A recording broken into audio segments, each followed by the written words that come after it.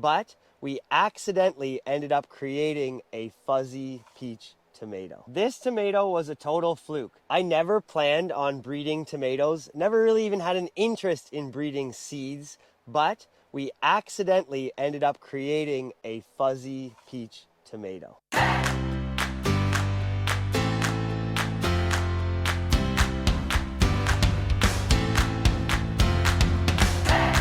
So this is a real fuzzy peach, and this is the tomato that we created by accident. 2 years ago, we were growing something special for one of the chefs that we work with called a fuzzy peach tomato, and it is a yellow tomato that's fuzzy.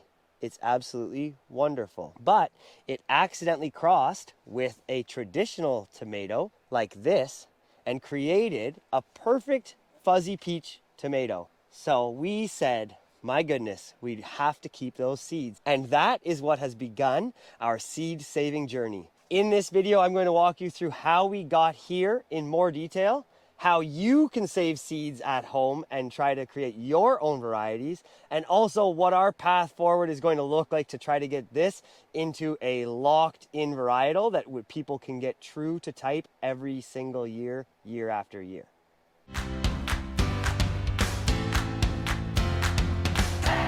I'm Luke Sheldrick. I own Terramore Farms with my wife Dana. We grow organic vegetables and cut flowers, and we love making videos to share what we're doing here to hopefully inspire you to farm profitably or just garden better in general, have more fun outside, and grow awesome food and flowers. Before we get inside to the saving seeds, let's look at what got us here and how the genetics sort of works. This tomato was a total fluke. The journey all starts here. This is a fuzzy skinned tomato that we grew specially for a chef named Eric at North and Navy. It's an amazing tomato and it's an open pollinated variety.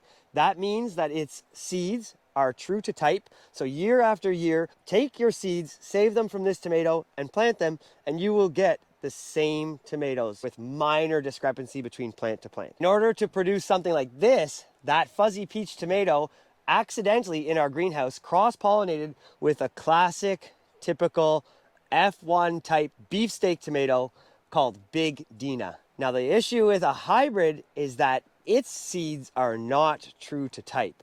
So when it crosses with something, or if you save its seeds, you're going to get a real mix of genetics when you plant those seeds, because the mother and father are bred specifically to create traits in only one generation.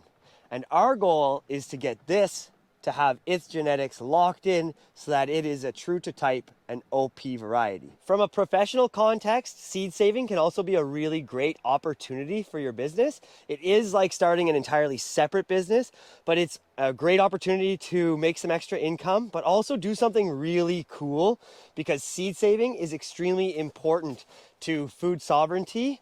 You're not relying on big seed companies to decide what way varieties are going, and year after year, if you're making seed varieties on your farm, they're going to be catered to the characteristics that you like, but also your soil, your land, your environment. So it's a really interesting thing to get into. And if you're interested in it, you could look up Dan Brisebois. He has a podcast about it. He has a book about it, a real master at it. This video is just sort of an introduction to the concepts, and there's a whole lot more to it. And of course, there's different varieties, there's flowers, and ways to do different seed saving for different crops.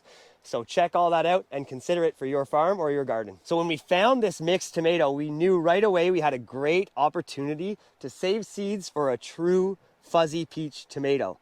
But what we got when we saved those seeds was an entire array of mixture of both of the parentages. So we've got yellow tomatoes, we've got really nice fuzzy peach looking ones like this, but there's ones that are more pink, more red, some with smooth skin, some with this fuzzy skin that we really like.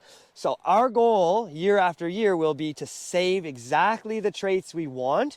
And I'm going to go in a little more detail with that in the kitchen when we start to sort of look at the ones we have in there. I'm processing sauce today, so it's a perfect time to sort through and pick out the ones we like, and then also go through how we're going to save seeds. So here we are, we're in the kitchen and I'm about to make some tomato sauce, but this is a perfect time to look through a bunch of tomatoes and show you how they vary from different genetics throughout this original one that looked like this. We planted all the seeds, show you what types of tomatoes it produced, and then what ones we're going to pick out to match the desired traits moving forward and try to lock in on that true to type so that year after year we can get the same across all the seeds. Let's have a look.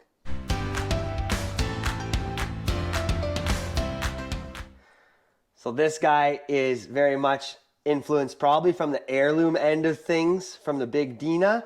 So it's ribbed, it's a bit bigger, got nice color.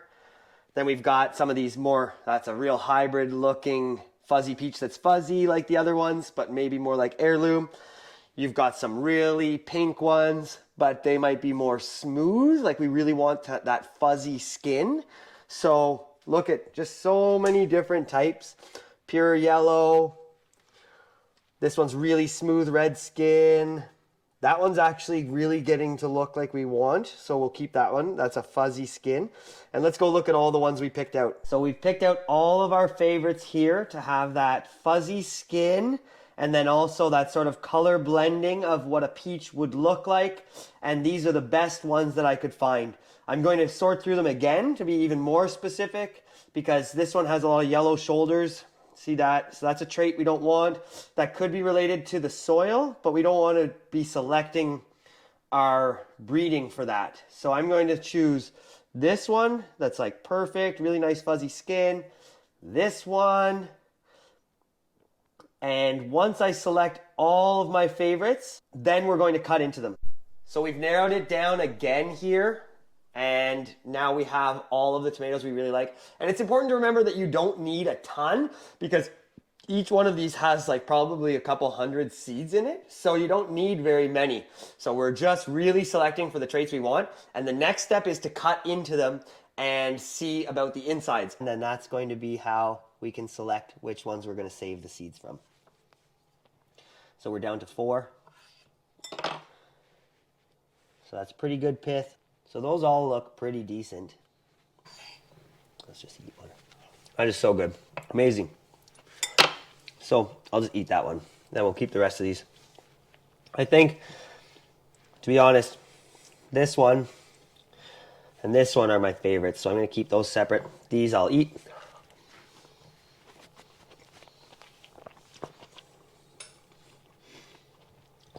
Now I'll show you how to save these seeds. If you're really nerding out on this and you're saving like a few different types, you could take pictures and then label them and name them and have like a spreadsheet somewhere with the picture associated with the label on the seed, saving or the envelope, etc. I know I'm just saving exactly what we want, so I'm not saving multiple versions of the same thing. We're just going to use all the seeds from the ones that I want.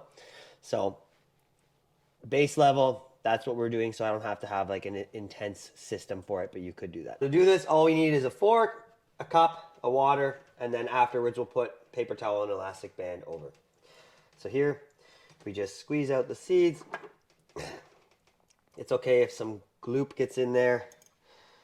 It's actually kind of desirable because we're actually fermenting this, because the fermenting process will help the gelatinous stuff come off the seeds.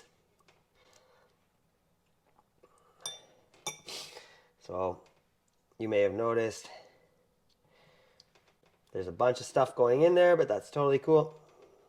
Next, we're going to add a little bit of water. Stir this around.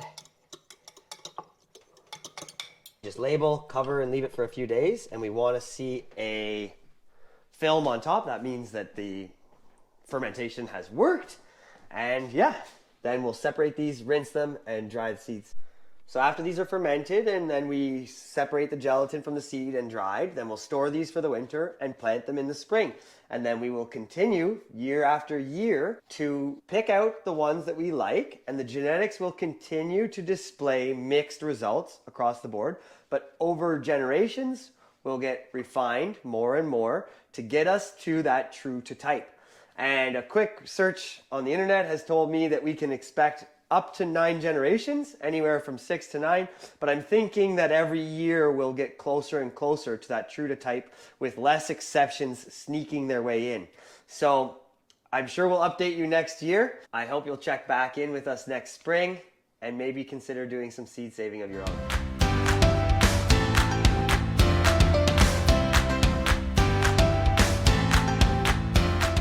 I hope our Fuzzy Peach happy accident seed saving experiment inspires you. This is going to be a long journey, up to 9 years to lock in the genetics, and hopefully less. But yeah, hope you like this video. If you did, please subscribe to the channel. Comment below if you plan to make any sort of Frankenstein tomato seeds of your own or seed saving. Tell us what you're up to, and please ask questions. We love making these videos. Thanks so much. See you in the next one.